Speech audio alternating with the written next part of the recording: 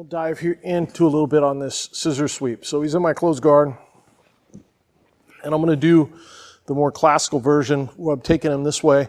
And because you're bringing him over the front post, you do have to load his weight a little bit. Like Henry says on this one, you do wind up having to pull him.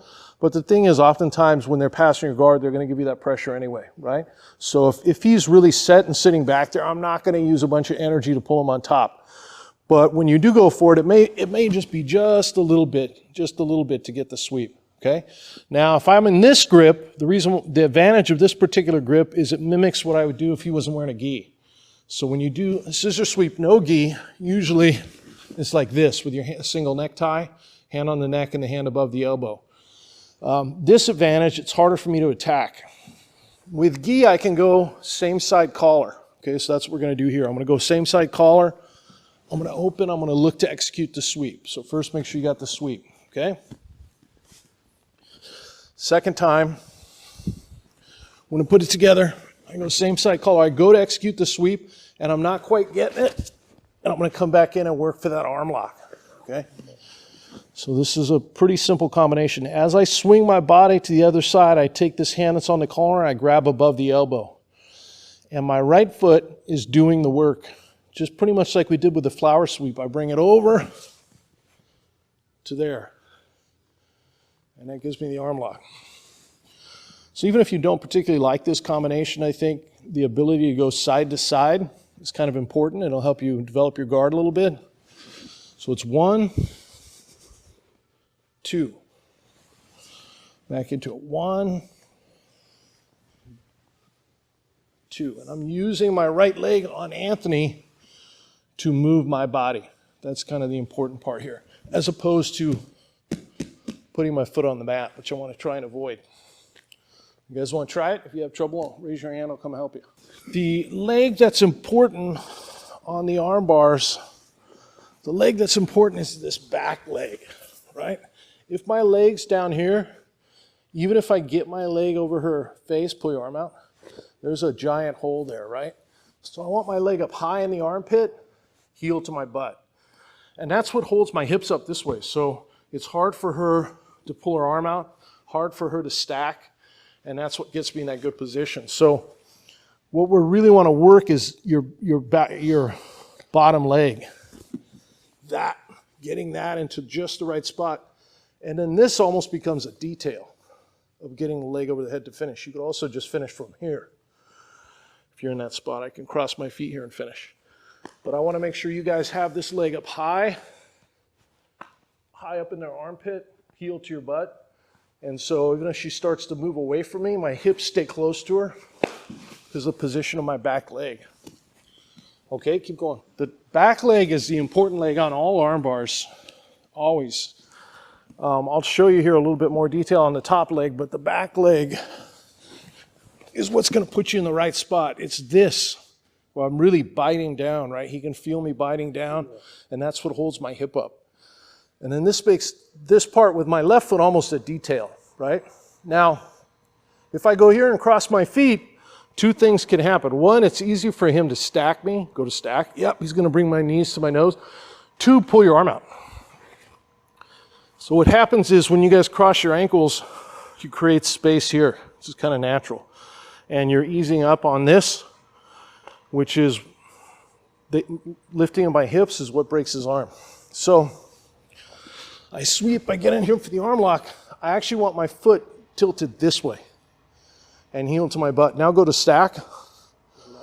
Very hard to stack. Go to pull your arm out.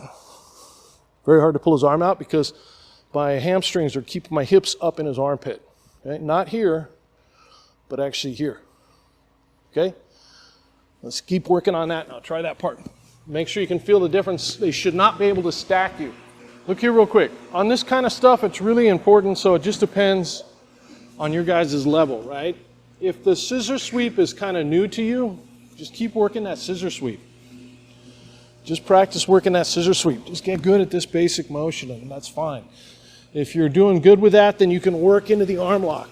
Okay, and if you start to get the arm lock, then we could build on that a little bit. So we're just going to add one little detail here.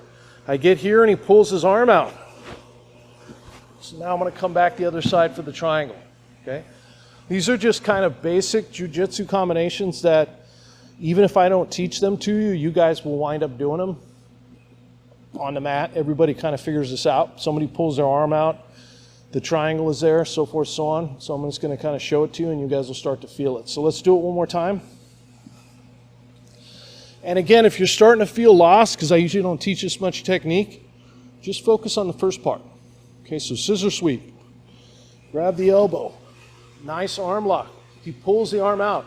I move my leg to the other side of his head and lock it up. So from that armbar position, you're here, you will feel the guy's elbow start to slip.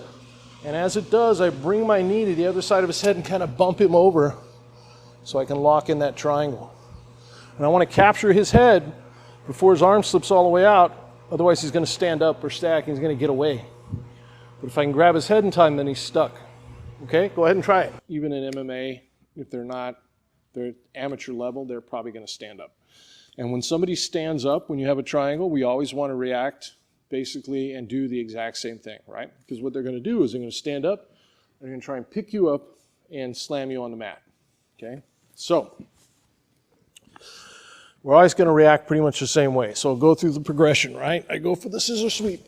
I go for the arm lock. He pulls the arm out. I get the triangle. He starts to stand up. Yes, and if I let him get this high and he's really big, he's going to lift me off the mat, and now I'm on my neck, right? Which it can't happen. So go back down, Anthony. So as he goes to stand up, I reach between his legs, always with my left hand, and I pull myself to him. And now I'm going to loosen this up so he doesn't black out. But it makes the choke tighter, but it also makes it impossible for him to lift you up. Lift me up? Yeah, no way. Yeah, and then this is super tight because I'm looking in his ear right here. Okay? So if you have a triangle on like this, you're always going to reach between the legs and always with the same hand. I'm going to pull myself there, and there's no way that they can lift you, right? When I say always lock it in, what I mean is, so a lot of people will be very particular about, let me get the arm over here, getting the arm exactly where you want it to be.